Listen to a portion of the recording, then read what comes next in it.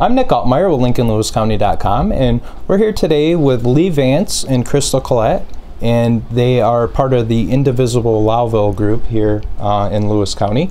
And they wanted to come in today to have an opportunity to discuss a little bit about what their group is, kind of give you an overview of what they do, and they're looking for some membership, so they're going to give you some information on that too. So we're going to let Lee take it away here and discuss a little bit about what the group does. Great.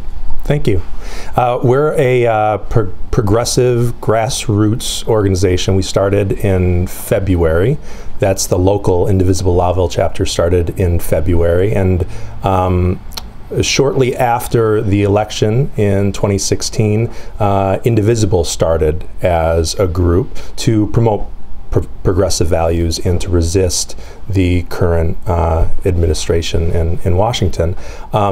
My wife and I were really pretty disturbed and concerned after the election, and part of that had to do with concern for our friends in the LGBT community, those that are immigrants or racial minorities, and I was concerned about women, just having two girls at home. I was concerned about what does this mean for women's rights. My wife learned about Indivisible as a national organization, and she said, we really need to do something. This should be the thing that we do. And then she was like, actually, you're going to do something. You do this. You jump on board and get this going here. And so we just started in February with a small group in my home. We've met monthly ever since, and we've grown in size and membership, and now meet in the where do we meet? We meet at the Lowville Village office. Lowville Village offices. There's a different name for it. It's municipal building. The municipal building. Yeah, yes, that's what I was. Yeah, the town and village are both there. So. Yes. Yep. So they've been kind enough to let us use their offices the second Monday of every month from 6:30 to 8:30 in the evening. And that's right on Boswick Street. Correct. Here in the village of Lowville. Yes. Yeah. Sure. We have about 40 to 50 people who join us for every meeting, and it's been neat to be involved from the beginning and see the way the group has evolved and grown over time. I think a lot of people come to Indivisible Lowville just looking to talk, have a civil, rational, calm conversation about some of the issues that they care about. And we focus on some areas like human rights, the environment, and making sure that we're standing up for the science and the use of all of the learning that scientists bring to us about our environment and our health. We also care a lot about communicating with our member of Congress, Elise Stefanik. So our group has put together petitions and all signed letters together expressing our beliefs about a variety of topics, from semi-automatic weapons being in citizens' hands, to how DACA and the protection of immigrants who are law-abiding citizens and who've spent their lives growing in our country and contributing to our country. So we, communicate with Elise through mail, and we encourage and educate our members on how to call her office to talk to her directly, and to her staff, obviously, about issues that they care about. That's a big focus of ours, helping members of our community feel comfortable communicating with Elise Stefanik about the issues they care about. Yeah. Let's see. What else, Lee? Some of the things we've done. Sure. Yeah. Some of the things we've done so far. So there's been national and local concerns that we've had. One simply was donating to victims of Hurricane Harvey. Another, we had the workers of Central New York and Rebecca Fuentes come and talk about migrant workers.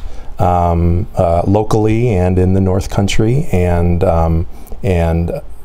how we can advocate for some of their rights, and that spurned the potential dialogue, or how Indivisible Lowville can play a very small part in creating potential dialogue between migrant workers and local farmers. You know, how can we help facilitate this so everyone feels that their rights aren't violated and that they can that we're living in harmony with one another. Next month, in March 5th. Does that sound like the date? I believe 7:30 is the time. We're going to show the sequel of An Inconvenient Truth, and its donations are accepted. That'll be at the Lowville Town Hall, but we're sponsoring that just to both educate and talk about the environment and global warming and how we can participate in affecting it one way or another.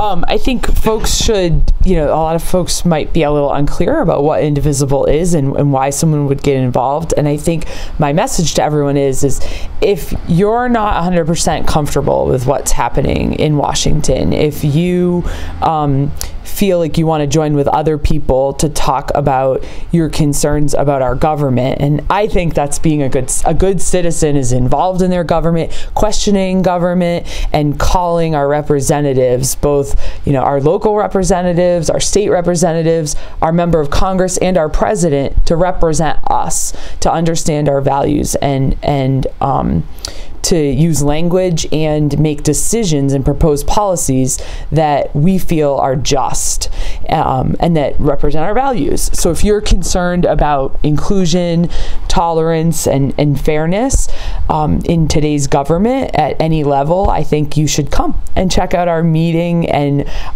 dialogue with us and learn more about what Indivisible Lowville is about. We know that in the media and even in interpersonal interactions on our Facebook pages, politics can be a difficult thing to discuss nowadays. We're so divided, and our goal at our meetings and in our one-on-one interactions with each other is to practice a different way of being and to learn how to talk about issues that we really care about calmly and respectfully, and to really hear where other folks, especially with different views, are coming from. But also in our county that did overwhelmingly vote for Trump, communicate that not everyone does, not even those voters that voted for Trump are currently supporting the decisions coming out of Washington. And certainly there's folks who didn't vote for Trump. So. And if I could just add, we had a conversation off camera beforehand, and I was kind of getting the feeling that your group was more based on individual issues and not parties in general. So, even if somebody did vote for Trump, there might be specific policies and issues. I know you brought up healthcare when we were talking earlier, and I don't know if that came up yet. Obviously that's something that's important to everyone in the county. And like you said, with science and education and things like that. So it's not that you're necessarily it's more policies in general that you guys are working on specific pieces of what you guys would like to see change and things like that. And I was also just going to ask a little bit about, obviously Indivisible is a national group that you brought up. Correct. And Lowville is one of the chapters. I didn't know if you had any numbers on how many chapters there is across the country and things like that. Oh, that's a good question. And if you guys are do the individual chapters kind of work together, or do you get materials and things like that from the main group? Mm-hmm. Yeah, I can answer that second part. We get all of our information mostly from indivisibleguide.com. So you can go on there and see where we get all of our information. We also email with them to ask about particular issues. But as far as national groups, I know the numbers on their page. I'm not sure exactly how many there are. I want to guess in the thousands, but I don't know exactly. I did see something recently that there's at least 2 Indivisible groups in every congressional district in the whole country. That's pretty impressive. And that was the point I was trying to bring up. That you know, it's kind of a nationwide thing, movement, and it's bringing national policies more down to the local level, and explaining to people how it actually affects them on a local level. And right. Yeah. Right. Correct. Yeah. But we are working on coordinating with other Indivisible groups in our congressional district and in our state. There's going to be a gathering soon of many Indivisible groups in New York State, so we're excited to be participating in that. That'll be tomorrow. Yeah, that's right. Yeah. And I think each Indivisible group has its own flavor, and we're even still figuring out how we want to operate, and you know, what projects we're working on and focusing on. I think because of our values, are moving slowly to make sure that all voices feel safe and heard. And you know, Lee and I are co-chairs. There's not like a leader determining our direction, and there's committees that are determining their own work projects. So we're very grassroots and very member driven. Okay. Yeah, that's good. If there's somebody out there that wants to be involved, that is concerned about what's happening with government on a national level or on a local level, and they want to do something about it, and they feel like their values align for the most part with ours, then we're not here, Crystal and I are not leading to dictate how to do that. We evoke and garner the ideas from people in the group, and we go, and we don't sit around to complain about what's happening. That is not our main function, and it's what we spend if there's any time spent doing that, we usually shut those conversations down pretty quickly because they're not productive. We want to engage with the community. We want to help where we can, and make sure that we are respectful, safe, and united in that effort. Yeah. Great. One big project we're working on for the spring is hosting another candidate forum. So we're going to be bringing together, hopefully, all of the congressional candidates, and you know, engaging in a dialogue about our values, and hoping the public will join us to assess the candidates and get ready for the primary election and then the election this fall. Of our congressperson. So great. Well, I thank you guys for coming in today. We just wanted to give people the information. You do have a Facebook page, so it's Indivisible Lowville on Facebook, and a lot of your information's on there. Updates, you know, meeting notices, things like that.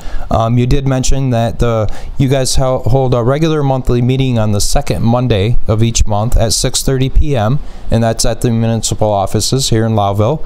And also an email address if anyone wants to reach out for membership details or has ideas of issues that they would like to see worked on and things like that. It's indivisiblelowville@gmail.com.